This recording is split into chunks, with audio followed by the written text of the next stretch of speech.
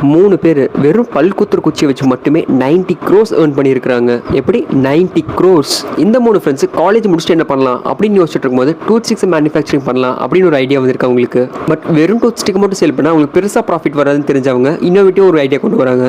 Tooth ஸ்டிக்கில் mint, Coke, watermelon இந்த மாதிரி flavours add பண்ணுறாங்க. பட் என்னதான் டூத் ஸ்டிக்கில் ஃப்ளேவர்ஸில் ஆட் பண்ணாலும் மக்களுக்கு பெருசாக இது மாதிரி இன்ட்ரெஸ்ட்டே வரல. என்னடா மேனுஃபேக்சரிங் யூனிட்லாம் ஸ்டார்ட் பண்ணிட்டு இப்போ சேல்ஸே ஆக மாட்டேங்குது அப்படின்னு இவங்க புலம்பிட்டு இல்லாமல் புதுசாக ஒரு மார்க்கெட்டிங் ஸ்ட்ராட்டஜி கொண்டு வராங்க.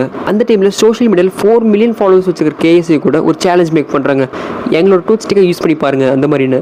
எவனோ ஒருத்தர் இந்த மாதிரி சேலஞ்செலாம் கொடுத்தா அவ்வளோ பெரிய செலிபிரிட்டி வந்து சேலஞ்ச் அக்செப்ட் பண்ணிடுவாங்களா? இல்லை தானே.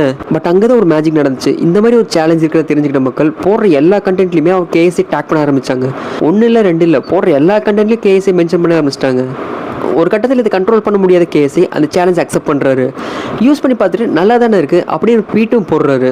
அதுக்கப்புறம் ரெஸ்ட் இஸ் ஹிஸ்டரி. எல்லா செலிபிரிட்டி கூட கொலை பண்ணாங்க, ரொம்ப ஃபேமஸ் ஆனாங்க. இப்போ 90 crores ஏர்ன் பண்ணுறாங்க.